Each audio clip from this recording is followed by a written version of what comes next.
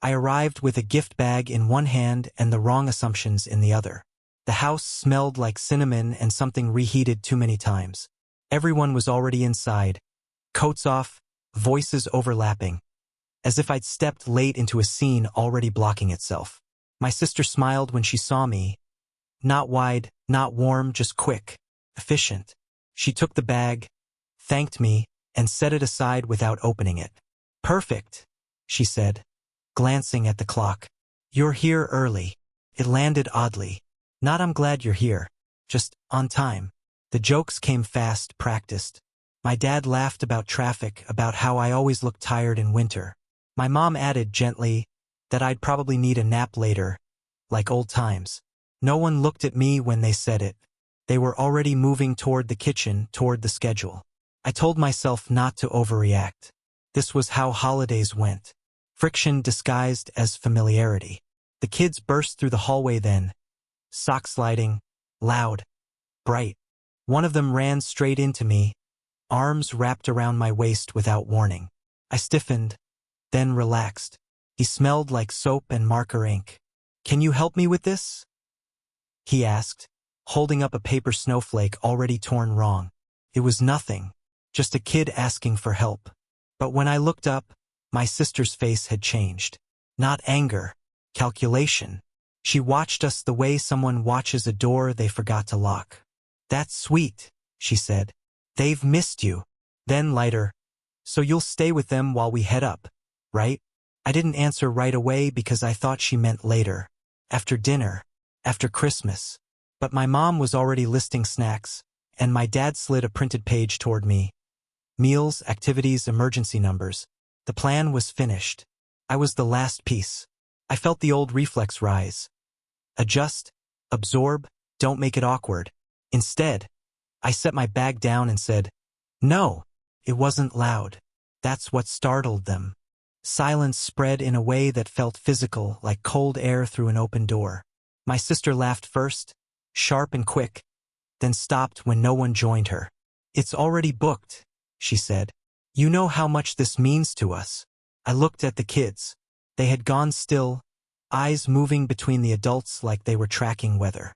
"I came to spend time together," I said. "Not to replace you." My dad frowned, confused, as if I'd changed the rules mid-game. My mom sighed. Deep, long. The sigh of someone bracing for drama. "Let's not start," she said. So I didn't. I just didn't move. Didn't agree. Didn't pick up the schedule. The house never recovered its rhythm after that. Conversations trailed off when I entered rooms. Doors closed softly. My sister stayed busy. Too busy, her voice bright whenever someone else was nearby. The kids, though, kept drifting back to me, sitting close, asking questions that weren't really questions. That night, while we played cards, one of them asked if it was okay to lose on purpose sometimes, just to make things calmer. I asked what they meant. They shrugged. The shrug was practiced. Later, I heard my sister in the kitchen. Not yelling. Worse. Tight. Controlled. The sound of someone pushing down too hard. A chair scraped. One of the kids froze in the doorway, eyes fixed on nothing. I didn't rush. I didn't shout. I walked in and stood where I could be seen. "What's going on?" I asked. "Nothing," my sister said. Then, immediately, he talked back. Then, "You're hovering again." The story kept changing. My parents appeared behind me like backup. My dad stepped forward, voice firm now. "You need to stop interfering." No one asked the child anything. "I'm scared," he said quietly.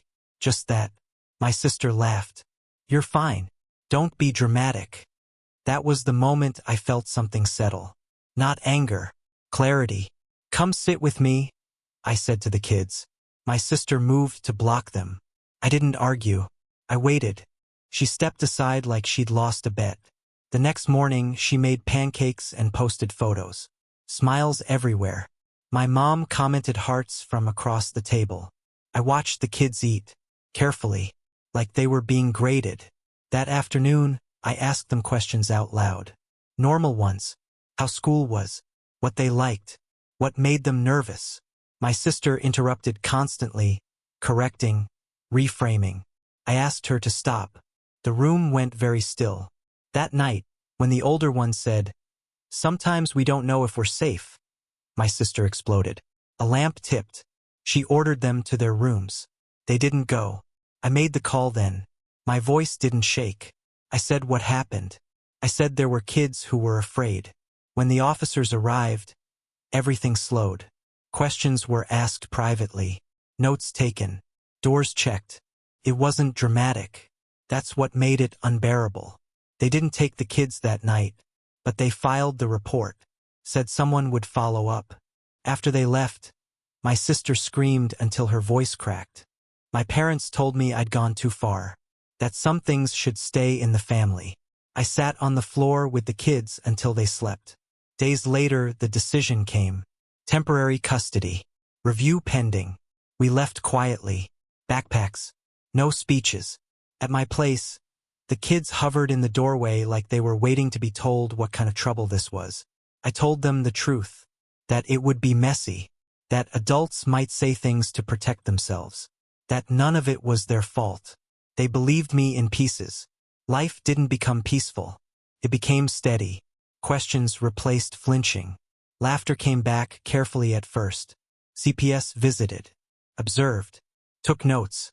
My sister left messages, crying, apologizing, threatening. My parents stopped calling. I don't know how this ends. Reunification is being discussed. Supervised visits. Progress, they call it. What I know is this: the kids don't whisper anymore. They don't ask permission to exist. And whatever happens next, the silence that kept everyone comfortable is gone. Turns out that was the real threat all along.